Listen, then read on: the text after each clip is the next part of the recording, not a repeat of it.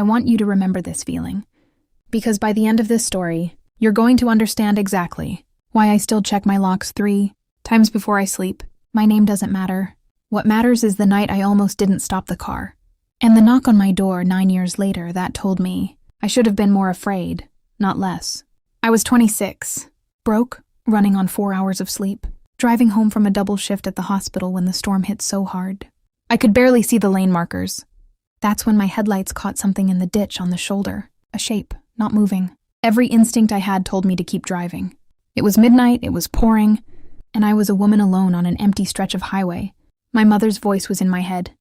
Don't stop. Don't stop. Call it in and keep driving. But something about the way that shape twitched made me pull over anyway. It was a man, maybe 30, soaked to the bone, a gash across his ribs bleeding through his shirt, barely conscious. And here's the part I never told anyone until now. When I leaned down to check if he was breathing, he grabbed my wrist, hard, and whispered 4 words I still hear some nights. Don't call anyone yet. I should have run. Any reasonable person would have run. But his eyes weren't the eyes of someone dangerous. They were the eyes of someone terrified. I got him into my car. I didn't take him to the hospital. He begged me not to. Said certain people would know within the hour if his name showed up in any system. So I brought him to my apartment instead. And for 3 days, I nursed a stranger back to health on my kitchen table, not knowing if I was helping a victim or hiding a criminal. He never told me his real name. He called himself Sam. He told me pieces, that he'd been running from people he used to work for, people who didn't let you leave quietly. On the 4th morning before I woke up, he was gone. No note, no goodbye, just a folded $50 bill on my counter, which felt like an insult at the time, and a request I didn't understand. If anyone ever comes asking about me, tell them you never saw me. I spent months looking over my shoulder after that, waiting for someone to knock. Nobody ever did. Eventually I convinced myself I'd imagined half of it, that I'd let my guard down for a stranger who probably forgot. I existed within a week. 9 years passed. I built a life, became a nurse full-time, moved twice, got married, got divorced, kept moving forward the way you do. And then, on an ordinary Tuesday evening, there was a knock at my door. I want you to sit with what happened next, because this is the part that still doesn't feel real to me. I opened the door to a man in an expensive dark coat, and for 3 full seconds I didn't recognize him at all. He looked healthier, older, sharper around the edges, the kind of man who walks like he's used to people stepping aside for him. Then he said, "You once told a bleeding stranger not to worry, that everything would be okay. I've spent 9 years trying to figure out how to say thank you without putting you in danger." My stomach dropped, because standing slightly behind him, half hidden near the street, was a black SUV with its engine running, and I remembered every warning I'd buried for 9 years. He asked to come in, and here's where I made a choice I still don't fully understand. I let him. He told me the truth finally.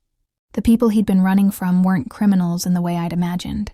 He'd been a witness to corporate fraud that ruined thousands of retirement accounts, and the people responsible had resources most of us can't imagine.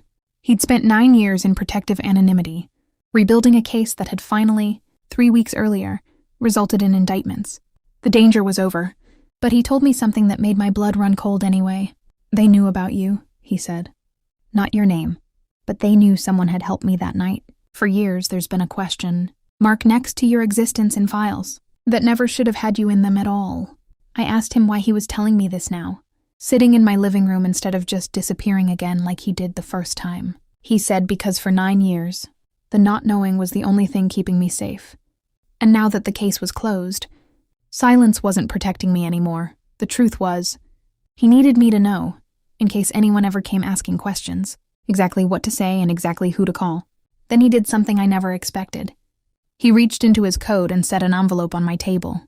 Inside wasn't money. It was a letter from a federal attorney's office confirming that my name had been formally sealed and removed from every document connected to the case. 9 years of being an invisible loose end, closed permanently, on paper, that same night. "You saved my life on a night I didn't deserve saving," he said. "The least I could do was make sure it never cost you yours." Before he left, I asked him the question that had haunted me for nearly a decade. Why me? Why did he grab a stranger's wrist that night instead of just lying there? He said something I'll never forget. "Because you were the only car that slowed down. He walked back out into the rain the same way he'd walked in 9 years earlier. A stranger mostly. But this time I wasn't afraid. This time I understood that the night I almost didn't stop wasn't a mistake I'd made. It was the one decision in my whole life I'd never once regretted. Even when I didn't understand why. I still don't know his real name. I don't think I ever will. But every time it storms now, I think about how close I came to driving past him, and how differently both of our lives would have gone if fear had won that night instead of instinct. If you slowed down for this story the way I slowed down for him, tell me in the comments where you're watching from. And if a stranger's life once crossed yours in a way you never expected, I want to hear it.